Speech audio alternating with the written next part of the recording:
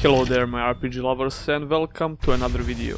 Approximately 1 year ago I found out about Pine and ever since then I thought it could be an interesting game. I started gathering all the info about this game and closely followed the development all the way until the release date. If you've been following my channel, you probably know that I made quite a few videos about this game, and for this reason I knew what I could expect when I finally get to play it.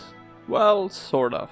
Let's start with the story. The island of Albamare is a home to 5 civilized species. However, humans are not included on that list and they are pretty much forgotten by everyone. Stuck on the remote cliffs, too scared and weak to venture into the out, as they call it, humans are struggling to survive. Now, I know that you might think for a second that I'm describing your whole life with this game, but hey, at least you're not on the cliffs. Anyway, your main character is called Hugh, and just as all the others, he wants to stay here and just exist, hoping that he won't be the next victim of the landslide. But your cloned brother actually dares to question, and you soon learn from him that humans were not always in this situation. After one big landslide, Hugh finds himself off the cliffs, and that's where the real game begins. The main quest of the game and your whole purpose is to find a new, safer home for your tribe. Throughout your adventures, you will learn the true history of humanity and what really happened before your ancestors ended up on those cliffs. The path you're going to take will not be that easy because you'll have to deal with all the other species that are not that happy to see humans again. Can't say I don't feel the same, you slime-spitting little shit. After you leave the cliffs, you'll soon meet one particular species that will basically be your guide and give you quests. The story does have some interesting moments. The way that is presented in some parts is really cool because it involves some environmental storytelling.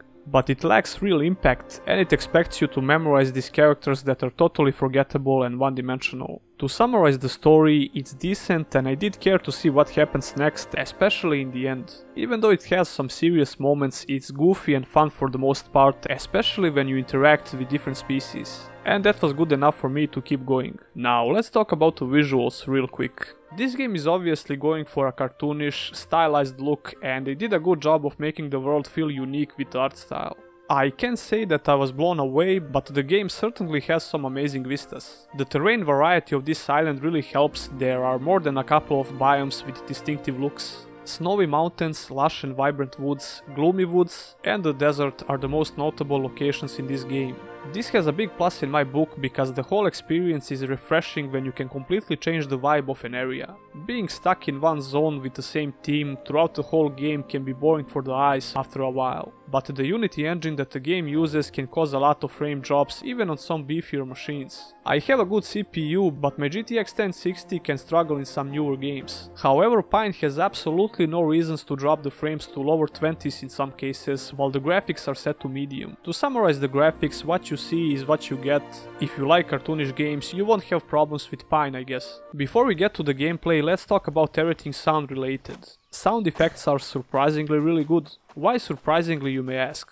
Well, I'm kinda used to expect some dodgy sound effects from lower budget games, but Pine did a good job on this field. Sound effects in combat are decent, especially the noise that different species make. Although there are annoying sounds, but some species are intended to be annoying.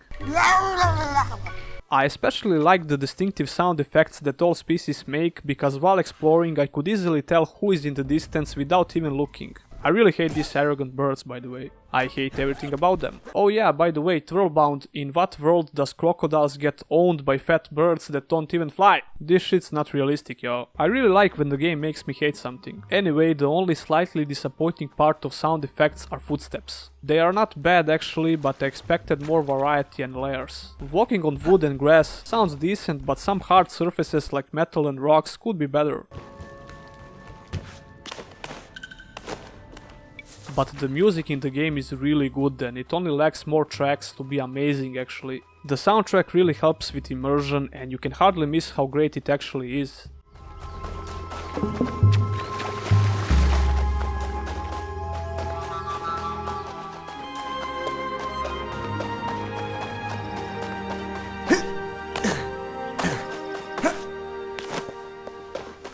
The music in combat will vary depending on who you're fighting, so when you start the fight with two different species, you'll hear the mix of two tracks.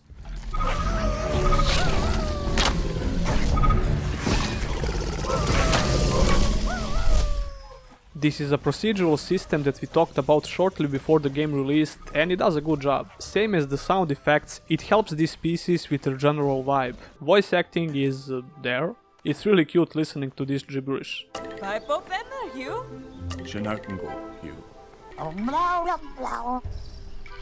But if you hate reading, you're not going to like it. Although you won't have to read walls of texts like in some games. And finally we got to the gameplay. Pine has some open world concepts that I really wish to see in other games, but we'll get to that shortly. Let's talk about the gameplay first. In its core, the combat in Pine is really simplistic. You have a couple of attacks, block and parry, dashing, dodging, and a bow. All of these attacks are well animated and the combat is fluid for the most part. It can be a bit stiff in some situations, especially while fighting multiple opponents at once. But the bigger problem with the combat is the lack of depth. You have a couple of crafting ideas to find for weapons and armors, and every faction has their own unique set that you can learn to craft.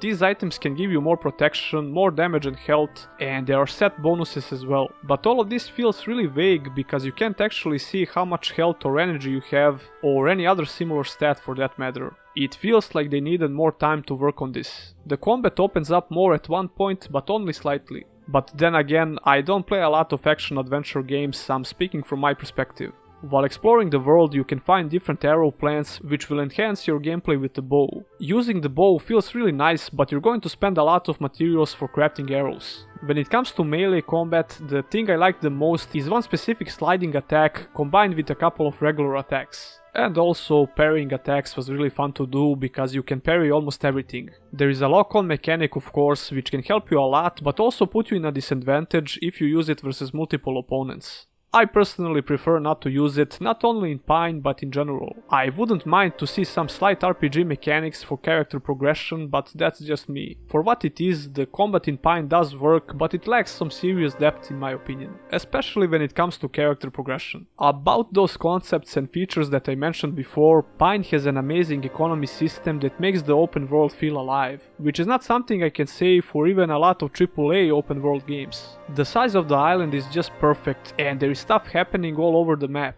The best thing about this, it's happening with or without your involvement. The 5 factions of the island all have their villages, traders, gatherers, guards and raiders. All villages have 3 levels, C which is the lowest, B is medium and A is the strongest. Your affinity with these factions matters for a couple of reasons, and you have the freedom to try and be friends with the faction of your choice. This is possible by donating items to their traders or chests that are usually close to the city. The donation chest is useful when that certain faction is hostile to you, because then you can't talk to the trader. If your status is neutral with a faction, you can visit their village, but you can't trade with a merchant. You'll have to be allies in order to trade with them. Factions will actively trade between the villages, send gatherers with guards in the world to collect materials and bring those materials back, raid and overtake another village, etc. Like I said, all of this is happening no matter what you're currently doing.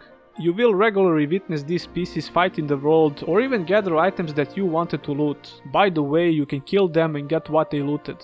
If you check your map regularly, you will notice how the levels of villages change. A bit later in the game, you'll have the item that can help you see what's going on around you more easily. Whenever you unlock a new influence plan, that same item will be added to all species as well, which basically means it will be included in the economy. These items have an influence on the whole village, and you can choose to help in a couple of ways or make the village weaker. It's all done by trading with a merchant or that donation chest that we mentioned before. The relationship between the species is dynamic, which means it will change quite a bit as you play. And by the way, you can be allies with all factions at the same time, because the enemy of your friends is your enemy as well. Well, not exactly, but your reputation will decrease with that faction for sure. However, it's important to know that these reputations can be changed quite easily if you know what you're doing. You can basically play around with this system as long as you wish and ignore the main quest. But I would advise you to progress the main story, because you will unlock more stuff along the way which will influence the whole economy of the island.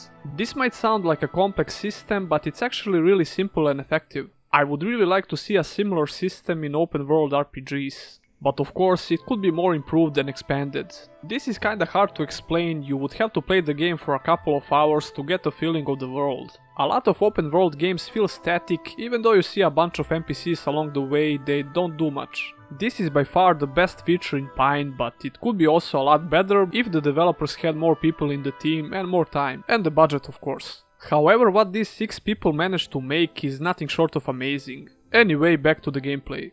The adventuring part of the game is decent and there are a couple of really interesting puzzles, especially the last vault in the game. By the way, these vaults are basically dungeons, you'll have some puzzles and platforming to do. You can find those stuff in the open world as well, but the difficulty of those puzzles is really easy. It's not like the puzzles in the vaults are really hard, but for the most part I enjoyed solving them. Another thing that the gameplay really lacks is the boss fights. And the boss fights that are in the game feel the same like fighting regular species. The reason why this wasn't a big problem for me is because you're going to fight quite a bit anyway, raids and big random fights can be really fun despite some clunkiness. I finished the main quest in about 24 hours and by the way you can continue playing the game after the main quest ends, which means you can play around with the world and the factions however you want. Okay, I could go on and on, but I think this is enough. Considering the price of $22, this game offers a lot of content and some really cool features. What it lacks is more depth with certain systems, but even in this state I had a lot of fun while playing the game. Pine has a huge potential, so I really hope that Throwbound sells enough copies to make a sequel or make more content for the game.